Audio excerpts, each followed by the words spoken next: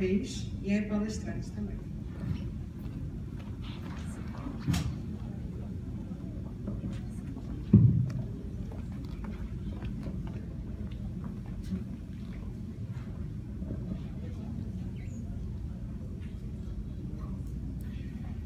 Prezada professora, doutora Glaucia Lima, prezados amigos e amigas espíritas, lideranças espíritas dessa cidade e autoridades espíritas de outros locais do Brasil e do interior da Bahia, nossos cumprimentos e a nossa grata satisfação por participar desse magno evento. Onde está escrita a lei de Deus? Essa pergunta que Allan Kardec fez de uma forma basilar, em um momento especial de O Livro dos Espíritos, sintetiza a preocupação do codificador do Espiritismo em entender o psiquismo humano, muito complexo, aliás. Com essa colocação, Allan Kardec antecipa os grandes conhecimentos da cultura acadêmica na área psicológica e psiquiátrica do século XX e, por extensão, do século XXI. A resposta do mundo espiritual, das entidades angélicas, é sintética, numa sutileza cuja síntese tem um caráter ainda maior, na consciência.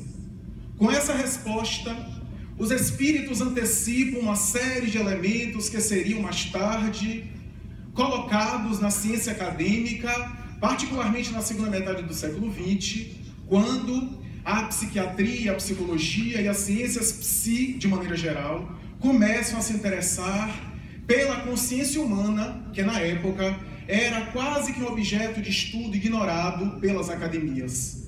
À época, como foi falado aqui, a psicologia científica inaugurava os seus primeiros passos, com as teses de Grasset, de Flonoy, o laboratório de Wundt, uma série de investigações que chegariam no final do século XIX ainda, e na época de Allan Kardec ainda não haviam nem chegado, mas que mais tarde deveriam ser desenvolvidos. Os laboratórios de fisiologia, que de alguma forma na anatomia patológica tentavam entender o cérebro humano, em uma época em que o materialismo era colocado como sendo o centro e o ponto culminante das investigações materiais, das investigações científicas, e as teses belas de Platão, de Sócrates, cuja base fundamental era o escopo da psicologia ancestral, filosófica, passava agora a psicologia científica a se divorciar da filosofia ancestral e se casar com a fisiologia, para, de alguma forma, se vinculando a esse organicismo, particularmente quando o cérebro passa a ser investigado de uma forma mais esmiuçada, a consciência ainda não tinha importância nenhuma.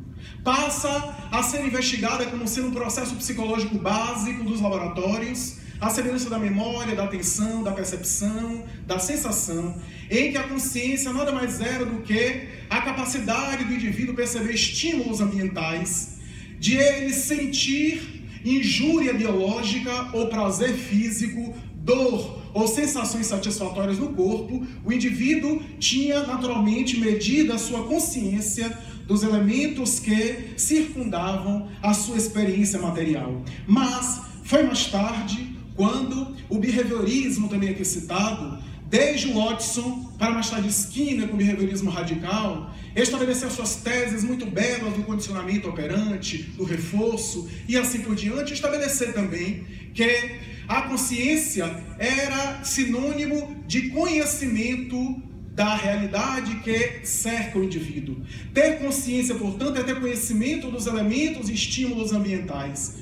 Era mais ou menos esse escopo da ciência na época. Mas a partir de 1900, com Sigmund Freud, não apenas no da interpretação dos sonhos, mas mais tarde as outras obras, que Freud estabeleceu sua teoria muito bela a respeito do inconsciente, com o seu enfoque no desenvolvimento psicossexual da criatura, examinando inclusive a libido infantil, que era escândalo para a época. Freud vai dar uma importância ao inconsciente que à época era chamado, até então, pela maioria dos estudiosos, de subconsciente. A expressão inconsciente de Freud era uma tentativa de ele valorizar ainda mais aquelas dimensões não conscientes da criatura, porque a expressão sub seria sinônimo de inferior, de lugar abaixo. E Freud estabeleceria a expressão in, que na língua portuguesa o in é negação de. Daí, invisível, o que não é visível. Indeterminado, não determinado. E assim por diante. Inconsciente seriam naturalmente os elementos não conscientes, que para a expressão freudiana abarcaria quase que totalmente as manifestações psíquicas do indivíduo. É assim que nós vamos encontrar a psicanálise e as suas disciplinas decorrentes examinando o inconsciente da criatura e dando valor predominante ao inconsciente, conforme a metáfora que a doutora Gláucia aqui apresentou do iceberg. Outros estudiosos fazem metáforas semelhantes. A casca de uma maçã seria a consciência e a polpa dela seria o inconsciente. Ou mais tarde um discípulo de Jung vai dizer: o Oceano Pacífico todo é a inconsciência e uma casca de nós atirada sobre ele seria apenas a consciência. Tal era a importância que se dava à expressão da inconsciência. Naturalmente que até aí a consciência nada mais era do que um elemento de pouca importância na estrutura psíquica do indivíduo, desde os laboratórios de psicologia, os estímulos ambientais, ao behaviorismo, como falamos, mais tarde a psicanálise. Outras expressões da psicologia humana eram naturalmente supervalorizadas. Jung, mais tarde, examinando a psique humana e naturalmente discordando da ideia de que consciência não é necessariamente conhecimento. Conhecimento é diferente de consciência, porque eu posso ter conhecimento de algo e não ter consciência a respeito das suas implicações. Eu posso ter conhecimento de que o tabaco, a nicotina, faz mal ao sistema pulmonar do indivíduo, sendo médico pulmonologista, por exemplo, e não obstante, ainda tendo conhecimento, eu permaneço fumando e ligado ao hábito tabagista. Eu posso ter conhecimento dos malefícios que causa o álcool no aparelho digestivo, no fígado e as suas sequelas inevitáveis. E apesar disso, eu permaneço ingerindo altas libações alcoólicas. Então eu tenho conhecimento daquela situação, mas não tenho consciência. Jung, em que um dos textos dele, ele escreve sobre o comportamento nazista do Terceiro Reich, vai falar que muitos daqueles que eram os títeres do nazismo, Eichmann, Himmler, Goebbels, Irma Grise e assim por diante, eram pessoas que tinham alto conhecimento cultural e filosófico, artístico e científico, e não obstante, eram criaturas que se tornaram ferozes no campo de concentração. Eram criaturas que se tornavam verdadeiros títeres das sociedades em determinados momentos. Então, consciência não é necessariamente conhecimento. A tese de Jung sobre a consciência, particularmente a partir do livro Resposta a Jó, que ele publica, fala de um processo de amadurecimento do indivíduo, por meio do qual ele pode assimilar, absorver, através do seu ego, muito bem explicado aqui, os conteúdos que estão inconscientes. Portanto, em palavras simples, é o indivíduo que se autodescobre. É o indivíduo que se conhece, que tem ciência de si. E Jung vai dizer que o processo da evolução sociológica e psicológica da criatura alcança a culminância no momento da sua consciência, quando o ego toma conhecimento dos conteúdos inconscientes, quando há uma perfeita identificação do eu interior que eu sou, do eu profundo que eu sou, com o ego, o eu exterior e social que eu aparento ser. Há um brocado que diz: não basta ser, é necessário parecer. Ora, quem é, não precisa parecer, porque já irradia naturalmente. E aquele que se preocupa em parecer, naturalmente que gasta uma atenção psíquica e naturalmente que desagrega a sua personalidade, torna-se uma criatura fragmentada, que é, aliás, a proposta do espírito Joana de Ângeles quando fala sobre o homem integral. Quase sempre somos criaturas fragmentadas, não sabemos nos comportar, não somos seres integrais em cada ambiente. A depender do ambiente, a gente fica de acordo com o ambiente. Se a gente estiver num ambiente de muito vício, onde medram os conflitos, a gente se torna mais depravado do que todo mundo. Mas se a gente vai para um ambiente onde é um ambiente religioso, a gente fica mais beato do que o padre. Então é uma questão em que a criatura naturalmente se adapta e não sabe quem se é. não encontrou seus próprios valores, a ponto de a tradição antiga estabelecer que Lao Tse sonhou certa vez que era uma borboleta, e ao acordar ele perguntou: será que eu sou um homem que sonhou com borboleta, ou sou uma borboleta que está sonhando que é homem? Era, portanto, essa ideia do autoconhecimento que era a tese basilar na psicologia de Jung, com palavras técnicas. Mas foi a partir da era pós-junguiana, da segunda metade do século XX, que uma série de estudiosos começam a se interessar pelo estudo da consciência e começam a investigar. A princípio, Stanislav Grof, que identifica os estados alterados de consciência a partir do uso de LSD, que na época era permitido, o ácido lisérgico, a substância da mescalina, que fez época na época da contracultura, do movimento hippie, dos movimentos alternativos, e que inclusive foi tema basilar para Aldous Huxley escrever uma obra chamada As Portas da Percepção, onde ele narra a sua experiência utilizando o LSD, dizendo que as cores tinham som e os sons tinham cores. Quando nós lemos a obra de André Luiz, nós vemos essa experiência de André Luiz narrar, a pessoa fazer uma palestra, faz um discurso, e o seu discurso tem musicalidade, tem poesia. Portanto, a palavra tem também poesia e tem cores, tem irradiações, tanto quanto as irradiações e a música também tem cores. Então essas expressões estavam perfeitamente sintonizadas. Grof examinou a esquizofrenia, as psicoses, submeteu o LSD a alguns pacientes. Mais tarde o LSD foi proibido. Ele inventou uma técnica chamada respiração holotrópica, graças à tradição da respiração taoísta, e utilizou-se da hiperventilação para possibilitar estados alterados de consciência, e percebeu que o cérebro é uma coisa e a mente é outra, e que a mente não depende do cérebro para continuar funcionando, embora o cérebro dependa da mente para sobreviver.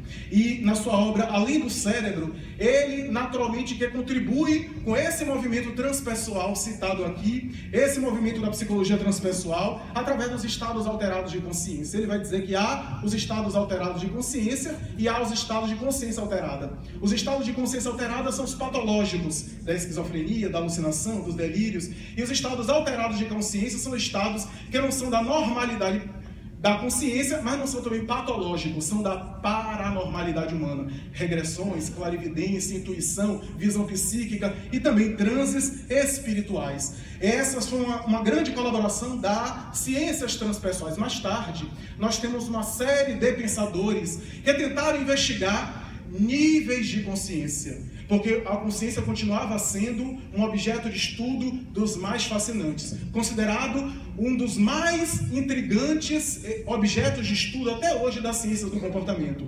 Foi Ken Wilber, ou Ken Wilber, como se queira, que examinando a consciência, considerado um dos maiores teóricos da consciência, vai estabelecer que a consciência é uma espécie de espectro, onde há níveis de irradiações, a semelhança do espectro da luz, e que, naturalmente, que há pessoas que predominam em uma faixa em detrimento da outra. E ele vai estabelecer o nível de consciência pré-pessoal, o nível de consciência pessoal e o nível de consciência transpessoal. O pré-pessoal, em uma linguagem muito simples, seria aquele momento da consciência ainda instintiva, na ausência de cerebração, de raciocínio, de elucubração racional. O pessoal é quando o indivíduo identifica o seu ego, identifica-se como criatura, tem consciência de si, isso é, tem ciência da sua realidade física, orgânica, tem a conquista racional. E o transpessoal é quando ele transcende a razão pura e simples e penetra no campo da intuição. Essas colocações são admiráveis,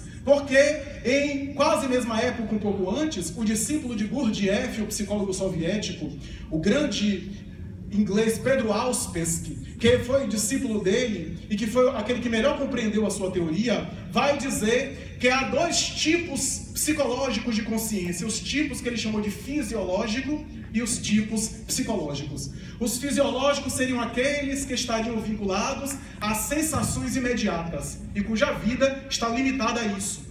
E os tipos psicológicos são aqueles que transcendem e que, embora possam vivenciar as manifestações sensoriais mais imediatas, têm um sentido psicológico, têm um sentido emocional, têm uma vida rica de sentimentos, de emoções. E essas colocações, naturalmente, que vão contribuir para uma compreensão do cérebro mais avantajada. Na década de 90, um neurologista de Harvard, Paul MacLellan, lançou a teoria do cérebro trino, ou cérebro triuno, segundo a qual ele diz que o cérebro, na verdade, são 3 cérebros em um, que ele chamou cérebro reptiliano, cérebro mamífero, ou complexo R, e cérebro racional, ou neocórtex. E ele vai dizer que o primeiro, o cérebro mais antigo, é responsável pelas manifestações mais instintivas e básicas da sobrevivência. O segundo, os elementos e repertórios comportamentais mais complexos, principalmente de alguns animais mamíferos superiores, o senso de organização social, o instinto gregário, a interação, as comunicações, mesmo que primárias. E o terceiro, o neocórtex, seria o pensamento racional, a abstração do pensamento e assim por diante. Essa tese dá-nos uma ideia da grandeza da obra espírita, porque André Luiz, na década de 40, portanto, quase 50 anos, ou um pouco mais de 50 anos antes, na obra No Mundo Maior, vai dizer no capítulo A Casa Mental, que a humanidade no futuro vai reconhecer que o cérebro humano pode ser considerado um edifício de 3 pisos, onde há o subconsciente, a consciência e a superconsciência. No subconsciente, diz ainda André Luiz, está o nosso passado e a nossa herança pretérita.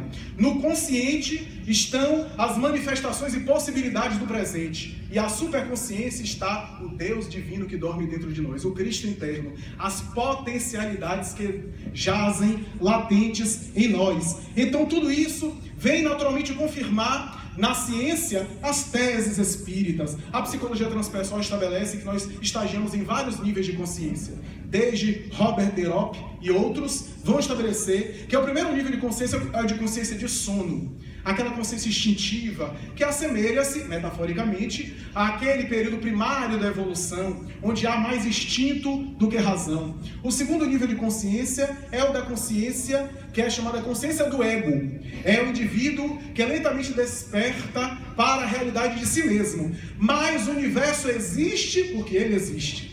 Então é aquele momento em que as civilizações saem das cavernas, das palafitas, constroem as primeiras civilizações, mas as civilizações são caracterizadas pelas guerras, porque é o desejo do ser humano dominar o universo inteiro ao seu ego. É o momento da consciência do ego. Sai da consciência de sono e entra, portanto, na consciência do ego. Essa expressão notável, para depois assumir a consciência de transcendência do ego. O indivíduo percebe que é importante, mas que o outro também é importante. E passa a ter um sentido emocional de colaborar, passa a ter ideais.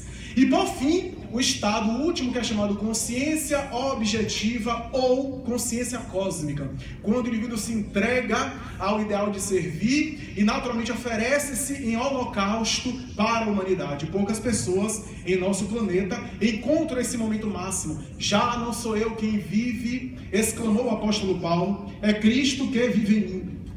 Essas, portanto, colocações da psicologia e também do espiritismo vêm atestar a maravilhosa contribuição desses conhecimentos que se casam à consciência de transcendência do ego, a consciência cósmica. É Chico Xavier que dizia, não sei se sou eu que escreve, ou se é Emmanuel que escreve por mim, ou se sou eu que escrevo sob a intuição dele. Era uma identificação, uma profunda fusão dele com o mundo sutil, com o mundo invisível, com o mundo causal, que ele estava plenamente identificado. Eu e o Pai estamos dizia Jesus, estamos vinculados. É esse momento máximo dos estados de consciência. O eletroencefalograma detecta que nós temos ondas cerebrais. E essas ondas cerebrais definem não apenas o funcionamento cerebral, mas também estados mentais e chamados estados de consciência. As primeiras ondas consideradas são ondas chamadas beta. São aquelas ondas que, segundo o eletroencefalograma, estão entre 14 a 30 Hz ou ciclos por segundo. Nas ondas betas é aquele momento de atenção, de ansiedade, de vigília, é a predominância nossa.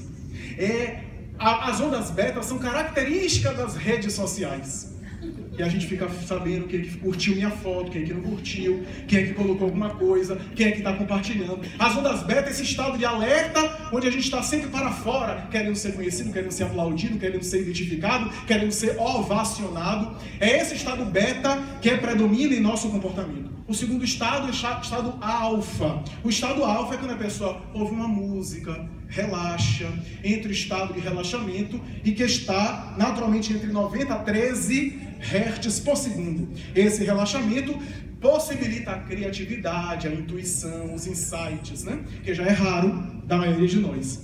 E, naturalmente, nós temos um terceiro estado, que é o estado teta, onda teta, que é entre 4 a 8 Hz por segundo. Segundo os estudiosos da parapsicologia e da paranormalidade, da psicobiofísica, são nesses estados que o indivíduo tem na concentração as experiências mediúnicas, as visões paranormais.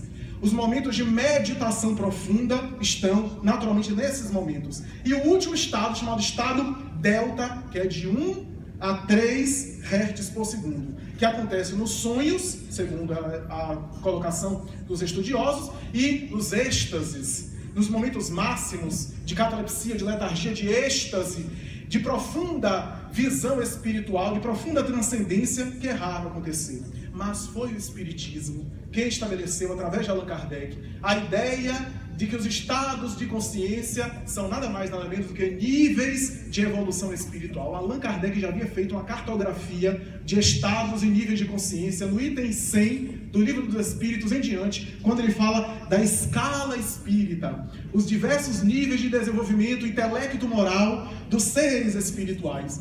E vai elucidar uma coisa que a maioria dos estudiosos de consciência não consegue resolver. Porque a maioria dos cientistas e especialistas dizem o seguinte: há diferentes níveis de consciência, mas nós não sabemos por quê. E vai ser o Espiritismo que vai equacionar, dizendo por causa da reencarnação.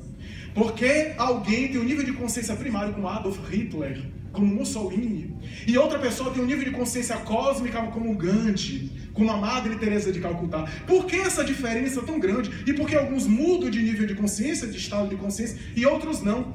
A doutrina espírita vai dizer que aquele é o espírito infantil, primário, que está fazendo primeiras experiências reencarnatórias, que está ainda numa fase primária, ignorante da sua evolução, não desenvolveu o senso moral. E aquele outro é o espírito mais antigo, rico de bagagens espirituais, de realidades, para naturalmente dar uma ideia dessas experiências. Portanto, a nossa realidade atual, meus amigos, é dessa transição planetária, é desse conflito coletivo, que nada mais é do que um reflexo do nosso conflito interno entre o nível de consciência do ego e o nível de transcendência do ego.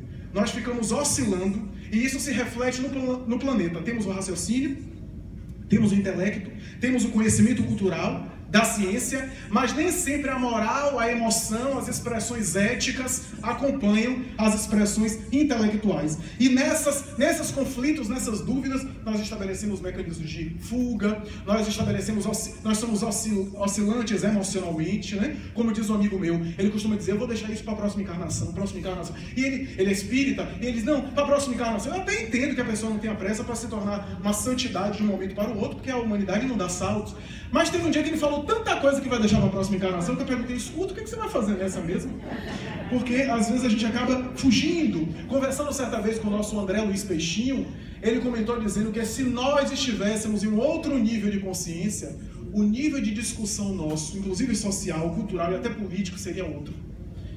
A nossa discussão, se a nossa sociedade estivesse em um nível de consciência de transcendência do ego, em outro momento de consciência, as nossas questões não seriam essas que estão aí: se vai ser impeachment, se não vai ser impeachment, se vai ser tal candidato ou tal candidato, se é X ou Y, né? A gente estaria em outro, se é Lava Jato, se não é, e a gente estaria em outro nível de discussão, em outro tipo de reflexão muito mais profunda, porque o nível de consciência de transcendência do ego vai estabelecer naturalmente uma nova compreensão. O nosso nível de consciência do ego é o seguinte: alguém me agride, o meu impulso é reagir, mas se eu descubro que a pessoa é cega, a gente já tem uma outra atitude, a gente já tem até uma compreensão, até ajuda a pessoa a passar. O nível de consciência que transcende o ego percebe que toda pessoa que agride está cega, como disse Jesus. Veem, mas continuam sem ver, sem enxergar. São cegos que não querem ver. Então, é essa compreensão que nós temos do nível de consciência mais avançado, do nível de consciência mais desenvolvido, que o Espiritismo vem nos proporcionar, que o Espiritismo vem nos dizer, através da vivência do amor, do afeto, que vai naturalmente ser base fundamental, diz Allan Kardec, para a predominância da natureza espiritual sobre a natureza animal, portanto, de desenvolvimento intelecto-moral, de desenvolvimento de consciência, de desenvolvimento espiritual. A grande proposta da consciência da imortalidade, tema central do nosso seminário, do nosso congresso, é naturalmente desenvolver esse sentimento de imortalidade. Porque a consciência de imortalidade não é conhecer. Saber que eu sou imortal, eu sei. Mas por que eu tenho medo da morte? Se eu sei que eu sou imortal, por que eu tenho receio de morrer? Se eu sei que eu sou espírito imortal, por que eu tenho dúvidas? Então não é saber conhecer, é conseguir converter esse conhecimento em sentimento. Os cristãos primitivos nem tinham o conhecimento que a gente tem. Mas porque eles se entregavam à morte alegres e cantando hosannas? Porque eles se sentiam imortais. Esse sentimento de imortalidade é a grande conversão que nós estamos tentando fazer nesse período de transição. É por essa razão, já para concluir, que é uma bela mensagem e uma bela consideração de Boa Nova que o Espírito Humberto de Campos estabelece através de Chico Xavier e que vai dizer de uma forma muito bonita. Chico Xavier psicografa essa obra de Humberto de Campos e dá-nos belezas impressionantes. Em um dos capítulos, em uma conversa de Pedro Simão com Jesus, Jesus olha para Pedro e diz: a base da minha doutrina é o amor, mas o amor que eu venho me ensinar está fundamentalmente vinculado à renúncia. E Jesus dá uma resposta a Pedro a respeito da renúncia que quase sempre nós ignoramos. Porque quando falamos em renúncia, parece que o nosso inconsciente resiste e cria-se já uma defesa, um mecanismo de defesa, um bloqueio, quase como se fosse uma proposta masoquista de gostar de sofrer. Mas a renúncia a que nós estamos nos reportando não é apenas de um Francisco de Assis ou de um Alcione no livro Renúncia. A renúncia que estamos nos referindo são os pequenos gestos de ceder. Isso é renúncia. Se o amor cristão está baseado no dar, no repartir, no compartilhar, no compartilhar, no oferecer, está embutida essa renúncia, para que nesses pequenos treinamentos possamos chegar um dia às grandes renúncias que esses missionários, porque esses indivíduos que conseguiram essas renúncias, o Francisco de Assis, a caminhada deles foi longa. Foi feita de exercícios, de tentativas espirituais, até que eles conseguissem alcançar a grande sublimação, as grandes alturas, a plenitude da sua proposta. Daí Jesus fala para Pedro, dizendo que ninguém vai alcançar o ápice da sua mensagem, da mensagem da sua doutrina, se não tiver em mente que a sua proposta de amor é através da renúncia, do ceder, do condescender, do compreender, da compreensão fraternal, mesmo que não na conivência. E Humberto de Campos Espírito coloca uma página belíssima em A Boa Nova, referindo-se ao Evangelho de João, quando Jesus havia sido crucificado, e João escreve no capítulo 21 do seu Evangelho, último capítulo, versículo 18, quando ele aparece a Pedro e dá uma orientação a Pedro, dizendo, nesse versículo, nas seguintes palavras: quando tu eras jovem, tu te vestia a ti mesmo e locomovias-te para onde querias. Mas chegarás o dia que outrem vai te cingir, vai te vestir, e tu irás para os locais onde não queiras. Essa expressão ficou talvez sem ser entendida pela maioria dos estudiosos neotestamentários. Mas Humberto de Campos vai esclarecer através de Chico Xavier. Talvez o significado da evolução é justamente a gente ir para onde a gente não quer ir. É que vale dizer, a gente conseguir aceitar, caminhar para onde o nosso ego não deseja que a gente vá. A nossa vontade, né? Daí o tomar a sua cruz e seguir-me, renunciar a si mesmo, é naturalmente superar o próprio ego, porque o ego quer uma coisa, mas o self, o ser profundo, naturalmente quem deseja outra. Então era o significado da evolução, e Pedro vai conseguir.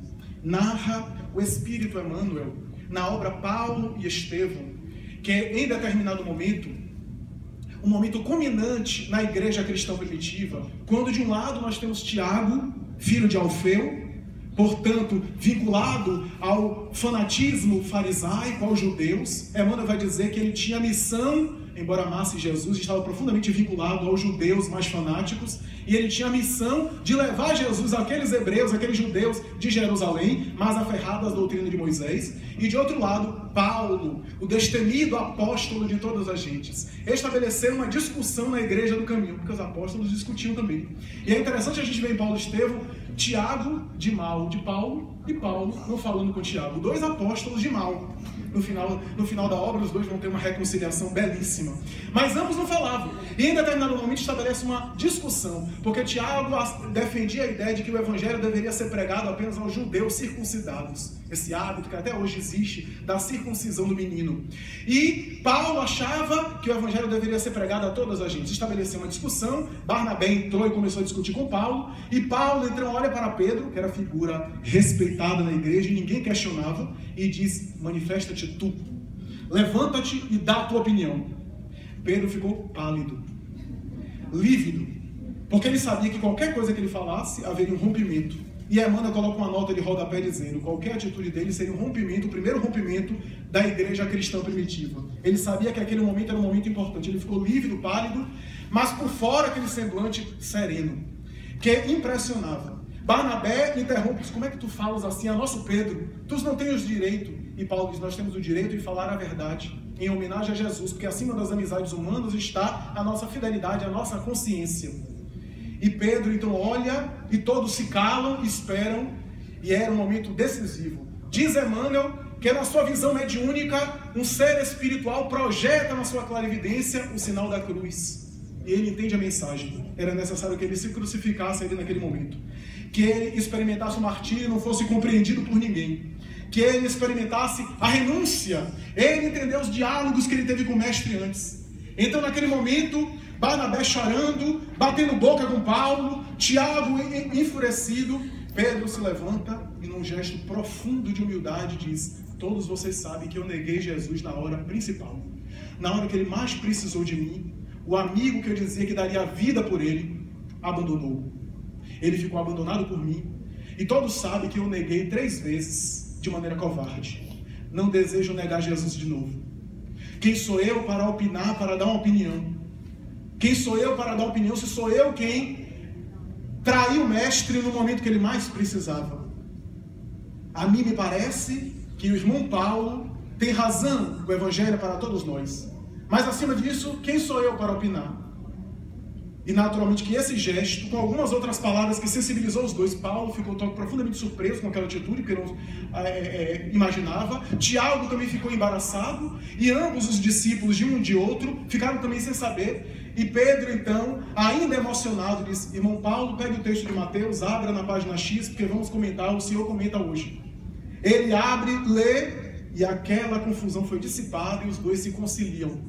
Aquele gesto de renúncia, ele absorveu a agressão, ele absorveu a crítica, e em prol do coletivo, ele sacrificou o interesse pessoal. Quando a gente conseguir isso, a gente já vai ter a alegria de servir, e já não precisaremos mais estar em níveis de consciência atrasado. Já não estaremos mais nesses níveis primários. E por fim, em Ave Cristo, há um momento culminante da obra, quando um cristão primitivo passa por uma das ruas de Roma, carregando os 2 filhos de mãos dadas, e um carrasco dos cristãos joga cavalos em cima deles. E o pai vê os 2 filhos serem despedaçados, dobra os joelhos, reúne as vísceras dos filhos, chora e começa a orar pelo algoz. Esse indivíduo não precisa mais reencarnar. Esse indivíduo não precisa estar mais nos processos evolutivos da Terra. Esse indivíduo superou a consciência do ego. Está acima e além das conjunturas imediatas e materiais. Esse indivíduo já conseguiu transcender os estados egóicos. Então, quando nós convertermos o conhecimento que temos nesse arsenal maravilhoso da doutrina espírita, nesse conjunto de conhecimentos aqui do psiquismo humano, aqui do autoconhecimento, que tão bem foi oferecido aqui, que foi disponibilizado para nós, quando nós conseguimos converter esse conhecimento em vivência através dos hábitos que são impregnados na nossa conduta, através do automatismo, não necessitaremos mais dos estados reencarnatórios inferiores. Não estaremos mais nas vicissitudes nossas. Estaremos acima dessas conjunturas humanas. Estaremos acima dessas expressões, conforme o Espírito Lázaro vai dizer em O Evangelho segundo o Espiritismo, capítulo 11, Lei de Amor. No princípio, o Espírito tem instinto. Mais avançado, possui sensações. Mais instruído e purificado, possui sentimento. E no ponto culminante dos sentimentos está o amor. Não o amor no sentido vulgar da palavra, mas esse sol interior que condensa as aspirações da humanidade. Quando Jesus pronunciou a divina palavra amor, os mártires, ébrios de júbilo, desceram a arena. O Espiritismo vem pronunciar a segunda palavra do alfabeto divino, a reencarnação. Amor, a primeira palavra do alfabeto divino, que impulsiona o desenvolvimento da consciência. Reencarnação, a segunda palavra do alfabeto divino, que explica os níveis diferentes de consciência, os estados diferentes de evolução, para saber em que nós estamos e para onde nós vamos. O Espiritismo consegue nos ajudar a responder as duas questões principais do encontro com a consciência. O que somos e quem somos. O que somos, espíritos imortais. Para depois, quem somos, que são as características individuais, que é a análise corajosa das nossas imperfeições. O trabalho dedicado, delicado, sutil, para o exame de si mesmo, para que a criatura possa superar as suas inclinações negativas, para que ela possa harmonizar inteligência com moralidade, para que ela possa naturalmente equilibrar a asa do conhecimento e do intelecto com a asa da vivência ética, da vivência fraterna na sabedoria. Porque o desenvolvimento da consciência passa e perpassa por essa integração que o Espírito Emmanuel vai dizer, as duas asas da inteligência e do afeto, que se expressam na sabedoria do ser espiritual em desenvolvimento, do ser espiritual em evolução, do espírito que progride ao longo das reencarnações e que, depois da morte, vem o juízo, como diz o apóstolo Paulo na Epístola aos Hebreus. Esse juízo da consciência, a autoanálise, que o espírito naturalmente se permite vivenciar após o despertar pela desencarnação, em que ele se encontra com a consciência. Se nós pudermos nos encontrar com a consciência enquanto estivermos no corpo, não viveremos os estados negativos que os relatos mediúnicos aí oferecem. Conforme uma obra de André Luiz, um escritor de livros de terror, de promiscuidade, de agressividade, ao desencarnar, ele se encontrou com os personagens das suas obras. E André Luiz perguntou, o que é isso? E o instrutor disse, não são obsessores, não são seres espirituais desencarnados, é a sua consciência. É a criação da sua consciência, ele se encontra com a própria consciência. Esses personagens hediondos que causou tanta perturbação na sua literatura, é que vem recebê-los no além. As formas, pensamentos que foram estudadas por André Luiz. Então, o que nós vitalizamos em nossa mente, portanto, nossa consciência, faz aquela nuvem de testemunhas que diz o apóstolo Paulo, aquele espelho da alma, como diz Emmanuel, em Pensamento e Vida, que vai irradiar a nossa realidade íntima. E quando a gente desperta além do túmulo, a gente desperta como é. A gente desperta com a nossa realidade. A reencarnação nos esconde, nos vela, e a desencarnação nos desvela. Daí, irmão Jacó, em Voltaire, vai dizer que ao chegar no mundo espiritual com a sua filha, um obsessor que ele doutrinou na Federação Espírita Brasileira, vem recebê-lo e diz assim, irmão Jacó, cadê a tua luz própria?